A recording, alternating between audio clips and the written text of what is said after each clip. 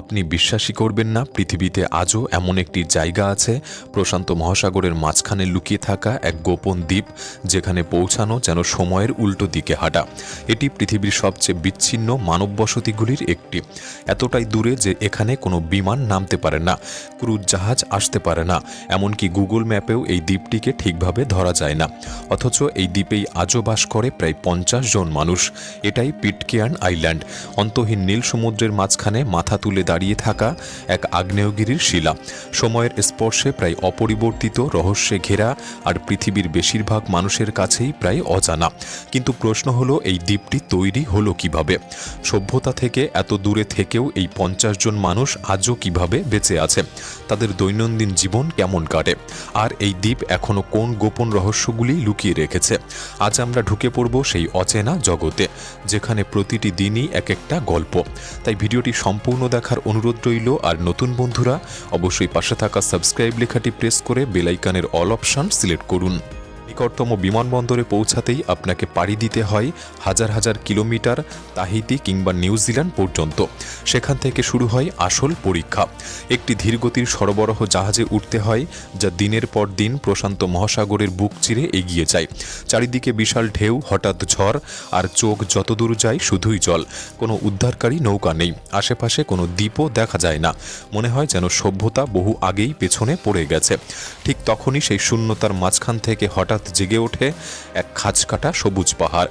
সমুদ্র থেকে উঠে আসা পাথরের দেওয়ালের মতো খাড়া পাহাড়, মানুষের স্পর্শ না পাওয়া ঘন বন, আর এত স্বচ্ছ জল যে নৌকার নিচে সমুদ্রের তল পর্যন্ত দেখা যায়। কাছে এগোতেই দ্বীপটা মনে হয় পৃথিবী বুঝি এই জায়গাটার কথা এতদিন ভুলেই গিয়েছিল। বেশিরভাগ পর্যটক কখনোই এখানে পৌঁছাতে পারে না। এখানে কোনো রিসর্ট নেই, কোনো ট্যুর গাইডও নেই, এমনকি ঠিকঠাক কোনো জেটিও নেই। দ্বীপের বাসিন্দারাই ছোট ছোট নৌকায় করে প্রচণ্ড ঢেউয়ের সঙ্গে লড়াই করে আপনাকে তীরে পৌঁছে দেবে। দ্বীপে পা রাখার মুহূর্তেই একটা বিষয় পরিষ্কার হয়ে যাবে, আপনি আর আধুনিক দুনিয়াতে নেই। পিটকেয়ার্ন দ্বীপে মোটামুটি 50 জন মানুষ বাস করে। পুরো দ্বীপে মাত্র 50 জন, 50টি পরিবার নয়, 50টি জীবন মাত্র। এমন একটি ছোট্ট জনসংখ্যা যেখানে সবাই সবার নাম জানে, গল্প জানে, অতীত জানে। এখানে কোনো সুপার মার্কেট নেই, নেই কোনো হাসপাতাল, এমনকি নেই কোনো পুলিশ স্টেশন। আছে মাত্র একটি স্কুল, একটি চার্চ, একটি ক্ষুদ্র পোস্ট অফিস, আর একটি জেনারেল স্টোর, যা সপ্তাহে মাত্র 2 দিন খোলা হয়। তাও যদি তখন সরবরাহ শেষ না হয়ে যায়। তাহলে প্রশ্ন হলো, এত দূরবর্তী, প্রায় বিচ্ছিন্ন এই দ্বীপে মাত্র 50 জন মানুষ কিভাবে টিকে আছে? আর এর উত্তর লুকিয়ে আছে আত্মনির্ভরতার মধ্যেই। পিটকেয়ার্ন দ্বীপের বেশিরভাগ পরিবারই নিজেদের খাবার নিজেরাই ফলায়। উর্বর মাটিতে সহজেই জন্মায় কলা, পেঁপে, ব্রেড ফ্রুট, কচু আর মিষ্টি আলু। দ্বীপ জুড়ে মুক্তভাবে ঘুরে বেড়ায় মুরগি, সেখান থেকেই মেলে ডিম। সন্ধ্যা নামলেই পুরুষরা পাহাড়ের খাড়া কিনারায় গিয়ে গভীর নীল জলে মাছ ধরা ছিপ ফেলেন। তাজা টুনা আর ওয়াহু মাছই তাদের প্রধান প্রোটিনের উৎস। এই দ্বীপে কিন্তু কোনো প্রাকৃতিক মিঠে জলের উৎস নেই, না নদী না হ্রদ। তাই পুরোপুরি নির্ভর করতে হয় বৃষ্টির জলের উপর, যা ট্যাঙ্কে জমিয়ে রাখা হয়। এখানে জলের প্রতিটি ফোঁটার দাম আছে। খরার সময়ে স্নান করাও যেন মুশকিল হয়ে পড়ে। জল ব্যবহার করতে হয় খুব হিসাব করে। বিদ্যুৎ আসে সোলার প্যানেল আর ছোট ডিজেল জেনারেটর থেকে। যদি কোনো জেনারেটর নষ্ট হয় তাহলে বাইরে থেকে সাহায্য আসার প্রশ্নই ওঠে না। এখানে কোনো রিপেয়ার শপ নেই, নেই অনলাইন শপিং সুবিধা, নেই এক্সপ্রেস ডেলিভারি। তাই দ্বীপের মানুষ নিজের হাতেই সবকিছু নিজেরাই ঠিক করে। অনেক সময় এমন যন্ত্রপাতি দিয়ে যেগুলি তারা আগে থেকে বাদ দিয়েছে। যা কিছু স্ক্র্যাপ পাওয়া যায় তা দিয়েই আবার নতুন করে মেশিন বানানো হয়। এখানে পুরনো লোহার একটি টুকরো হয়ে উঠতে পারে জীবন বাঁচানোর উপকরণ। কিছুই নষ্ট করা হয় না এখানে, সবকিছু মেরামত করা হয় যতক্ষণ না একেবারেই অচল হয়ে পড়ছে। এত ছোট একটি সমাজে প্রত্যেক মানুষকেই একাধিক দায়িত্ব নিতে হয়। আজ আপনি কৃষক, কাল আপনি ইলেকট্রিশিয়ান, কখনো মেকানিক, কখনো রান্নার দায়িত্বে, আবার কখনো নার্স। পিটকেয়ার্নে বেঁচে থাকা মানে একা নয়, এটা পুরোপুরি একটি সম্মিলিত প্রচেষ্টা। এখানে সবাই সবার উপর নির্ভরশীল। এখানকার যোগাযোগ ব্যবস্থা আধুনিক দুনিয়ার মানুষকে সম্পূর্ণ অবাক করে দেয়। এখানে কোনো মোবাইল নেটওয়ার্ক নেই, সেল সার্ভিস নেই, আছে শুধু একটি ধীরগতির ব্যয়বহুল স্যাটেলাইট ইন্টারনেট, যে যেটা খারাপ আবহাওয়ায় প্রায় কাজ করা বন্ধ করে দেয়। একটি ইমেল লোড হতেও মিনিটের পর মিনিট লেগে যেতে পারে। ভিডিও কল তো প্রায় অসম্ভব মনে করা হয়। কখনো কখনো দিনের পর দিন ইন্টারনেট পুরোপুরি উধাও হয়ে যায়। বাইরের দুনিয়ার সঙ্গে যোগাযোগের সবচেয়ে নির্ভরযোগ্য মাধ্যম এখনও রেডিও আর পোস্ট অফিসের উপর নির্ভরশীল।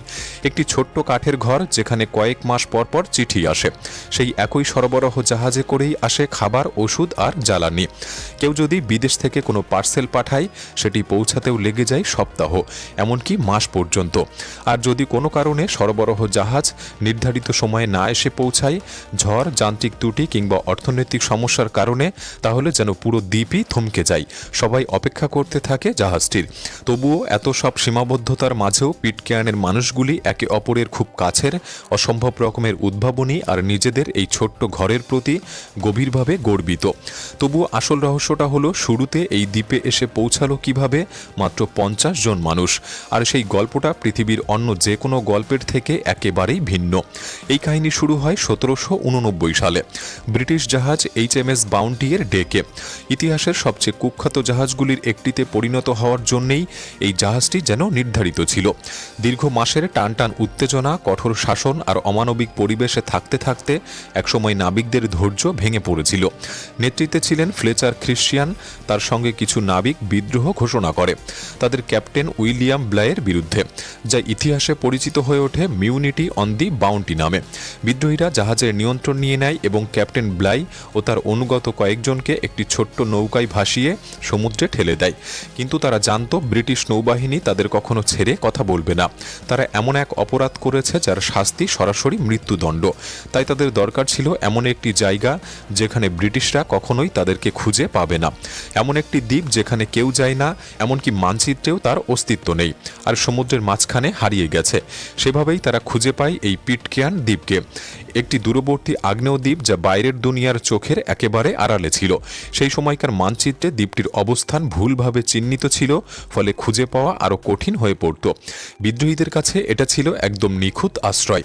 বিদ্রোহীরা কয়েকজন পলিনেশীয় পুরুষ ও নারীকে সঙ্গে নিয়ে পিটকেয়ার্নে এসে নামে। তারা জানতো আর কখনো ফিরে যাওয়ার পথ নেই, তাই তারা চূড়ান্ত এক সিদ্ধান্ত নেয়। HMS বাউন্টি জাহাজটিকে পুড়িয়ে ফেলা হয়। এতে করে দ্বীপ ছাড়ার একমাত্র উপায় যেন ধ্বংস হয়ে পড়ে। তেমনি দূর থেকে কোনো জাহাজের চোখে পড়ার সম্ভাবনাও কমে যায়। খাড়া পাহাড়ের উপর জন্ম নেয় এক নতুন গোপন পৃথিবী। কিন্তু এই নতুন জীবনের শুরুটা ছিল ভয়ঙ্কর কঠিন। ইউরোপীয় আর পলিনেশীয়দের মধ্যে সংঘর্ষ, ট্র্যাজেডি আর ক্ষমতার লড়াই চলতে থাকে। সম্পদ ছিল অল্প আর একাকিত্ব ছিল শ্বাসরুদ্ধকর। তবুও এইসব কষ্টের মধ্যে দিয়েও ধীরে ধীরে গড়ে ওঠে একটি নতুন সমাজ। পরিবার তৈরি হয়, সন্তানরা জন্ম নেয়, আর প্রজন্মের পর প্রজন্ম বয়ে নিয়ে চলে দুই সংস্কৃতির রক্ত। আজ পিটকেয়ার্ন দ্বীপের প্রতিটি মানুষ নিজেদের শিকড় খুঁজে পেয়েছে সেই প্রথম বিদ্রোহী নাবিক আর পলিনেশীয় নারী পুরুষদের মধ্যেই। খ্রিস্টিয়ান, ইয়ং, ব্রাউন, ওয়ারেন এই পদবিগুলি দেখা যায় প্রতিটি কবরস্থানে, প্রতিটি ঘরে, প্রতিটি পারিবারিক বংশতালিকায়। কিন্তু এই দ্বীপটির রহস্য শুধু ইতিহাসেই থেমে নেই। শতাব্দীর পর শতাব্দী ধরে দ্বীপটির অবস্থান একে লুকিয়ে রেখেছিল অভিযাত্রীদের চোখ থেকে, সরকারের নজর থেকে, এমনকি জলদস্যুদের হাত থেকে। প্রশান্ত মহাসাগরের বুকে অসংখ্য জাহাজ বছরের পর বছর চলাচল করলেও তাদের বেশিরভাগই বুঝতেই পারেনি এই একা আগ্নেয় পাথরের উপর গড়ে উঠেছে একটি সম্পূর্ণ মানব সমাজ। পিটকেয়ার্ন দ্বীপ নিজেই যেন এক রহস্যে ভরা এক জীবন্ত বই, যার অনেক পাতা এখনও খোলা বাকি। দ্বীপের খাড়া পাহাড় আর গুহার ভেতরে খোদাই করা আছে প্রাচীন পলিনেশীয় চিহ্ন, প্রতীক, অদ্ভুত আকৃতি আর আঁকিবুকি, যেগুলির অর্থ আজও পুরোপুরি জানা যায়নি। কিছু গুহার গভীরে ভূগর্ভস্থ কক্ষ, যেখানে একসময় প্রাচীন আগন্তুকরা ধর্মীয় আচার করত বা দেবতার উদ্দেশ্য কিছু উৎসর্গ রেখে যেত। প্রত্নতাত্ত্বিকদের ধারণা এই চিহ্নগুলির বয়স পিটকেয়ার্নের বর্তমান সমাজের থেকে কয়েক শতাব্দী বেশি, অর্থাৎ বিদ্রোহী নাবিকদের অনেক আগেই এখানে এসেছিল প্রাচীন নাবিকেরা। কিন্তু এখনও বহু গুহা অনাবিষ্কৃত, কখনো খুব বিপজ্জনক, কখনো খুব গভীর, আবার কখনো এতটাই রহস্যময় যে সেখানে নামার কেউ সাহস পায় না।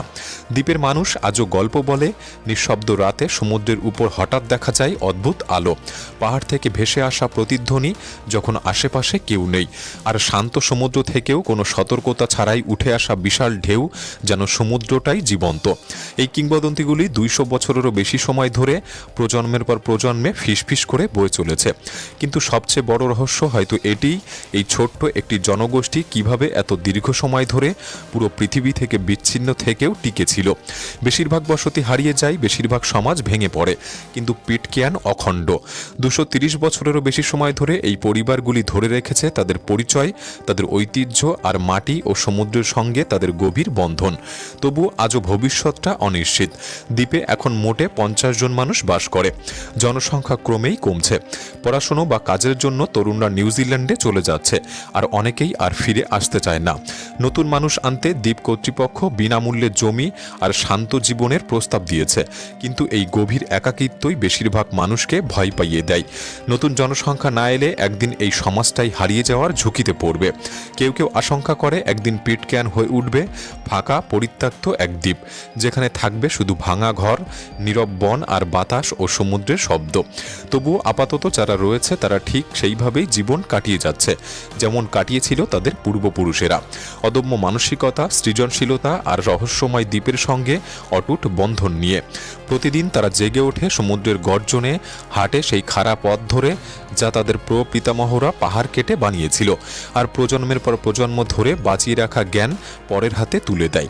এই গল্প আমাদের আধুনিক পৃথিবীকে এক বিরল সত্যের কথা মনে করিয়ে দেয়।